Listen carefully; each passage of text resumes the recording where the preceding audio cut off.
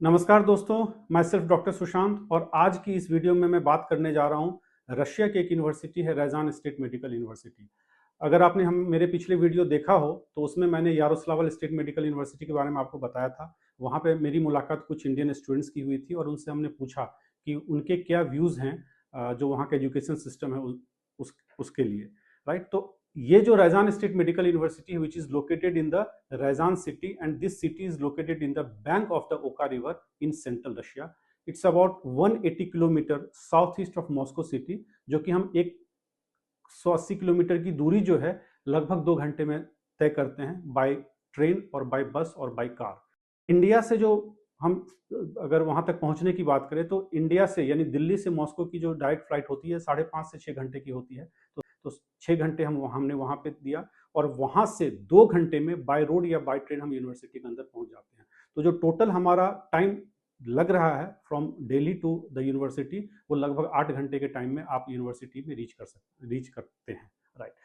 So basically this city is 33rd most populated city of Russia and it is the 4th most populated in central Russia after Moscow, Voronezh and Yaroslavl। और इसकी जो population है इस शहर की लगभग 5.5 लाख की आबादी है इस शहर की। तो ये जो पॉपुलेशन है, ये पॉपुलेशन मैं क्यों आपको बता रहा हूँ, क्योंकि ये एक इंपॉर्टेंट चीज है। क्योंकि वहां पर जो मेडिकल यूनिवर्सिटी है गवर्नमेंट की, तो उस शहर में जितने सारे हॉस्पिटल्स हैं वो सारे एसोसिएट्स हैं उस मेडिकल यूनिवर्सिटी से।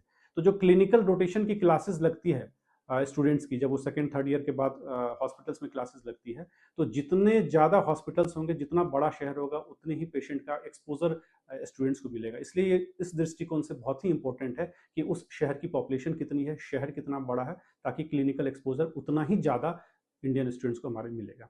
So this is a main thing कि मैं इस पॉपुलेशन की बात कर रहा हूँ, right.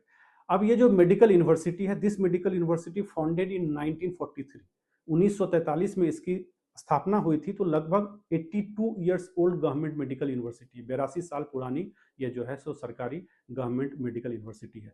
And Indian students have been studying here since 1994, है ना। और अभी 2025 हो गए, तो कहने का मतलब है कि 30-31 साल से इंडियन बच्चे वहां पे जा रहे हैं। तो इस यूनिवर्सिटी की ये लेगेसी कह लें या फिर हम क्रेडिबिलिटी कह लें, इतने पुराने टाइम से इंडियन बच्चे जाते हैं और वहाँ से पास आउट होके और एज अ डॉक्टर अलग अलग फील्ड में इंडिया या इंडिया के बाहर अपना प्रैक्टिस करते हैं या फिर अपनी जॉब करते हैं, राइट। तो पुरानी यूनिवर्सिटी भी है और दूसरा है कि इंडियन स्टूडेंट्स के लिए ये पुराना एक कह सकते हैं कि संस्था है जहाँ से इतने सालों से बच्चे जा रहे हैं।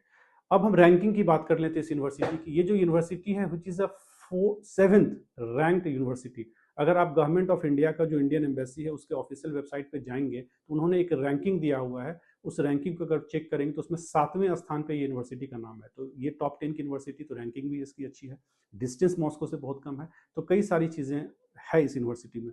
और जो सबसे इंपॉर्टेंट चीज़ जो मैं आज आपको बताने वाला हूँ, that is the scholarship programme. अभी कुछ दिन पहले मुझे वहाँ पे जाने का मौका मिला, उस यूनिवर्सिटी को विजिट करने का मौका मिला। वहाँ पे कुछ इंडियन स्टूडेंट से मेरी मुलाकात हुई और उन्होंने बताया कि उनको स्कॉलरशिप मिली है। यानी कि उन्होंने जो फर्स्ट ईयर में सब्जेक्ट्स हैं, मैक्सिमम सब्जेक्ट्स में उन्होंने अच्छा स्कोर किया है। इसकी वजह से एक पूरे ग्रुप को, इंडिया के लगभग 8 या 9 बच्चे का पूरा ग्रुप एक था, उसको सबको स्कॉलरशिप मिला है।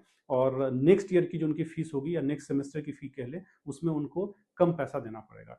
तो ये इतनी सारी यूनिवर्सिटी में मैंने विजिट किया रशिया में, तो ये पहली यूनिवर्सिटी मुझे दिखी है जहाँ पर कि स्कॉलरशिप प्रोग्राम के तहत बच्चों को स्कॉलरशिप दी जाती है। तो ये एक बहुत इंपॉर्टेंट चीज़ है और इस वीडियो में मैं आपको दिखाऊंगा। उन बच्चों से मैंने बात करी, उनके क्लिप्स भी हैं, आप देखेंगे कि भाई किन बच्चों को कैसे स्कॉलरशिप मिला and they are very happy, बहुत खुश थे। तो ये एक वीडियो जो मेरा बनाने का मकसद ये था कि स्कॉलरशिप प्रोग्राम जो मेन मकसद था कि बच्चों को मिलता है, और ये पहली यूनिवर्सिटी मुझे मिली है जहाँ पर कि ये बच्चों को दिया गया है। नमस्कार दोस्तों, so today I am in Ryazan city and I am standing in front of the main building of Ryazan state medical university. और आज मेरे साथ 4 स्टूडेंट्स फर्स्ट ईयर के हैं जिन्होंने कि स्कॉलरशिप प्रोग्राम के तहत फर्स्ट ईयर में स्कॉलरशिप इनको मिली है। और ये रशिया में सिंगल यूनिवर्सिटी है जो स्कॉलरशिप देती है अपने उन स्टूडेंट्स को जो सब्जेक्ट्स में मैक्सिमम 5 मार्क्स आते हैं। सारे मोस्ट ऑफ द सब्जेक्ट्स में they have got the 5 marks and the first she is Preeti from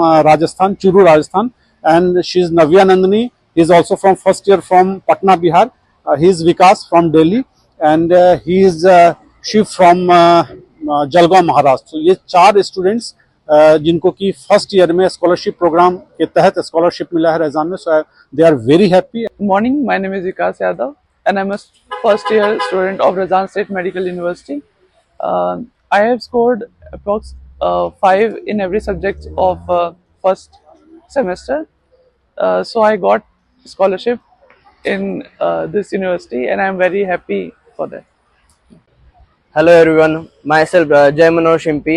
मैं जलगांव से रहने वाला हूँ। मैं महाराष्ट्र में रहता हूँ और मैं फर्स्ट ईयर में हूँ राजस्थान स्टेट यूनिवर्सिटी में।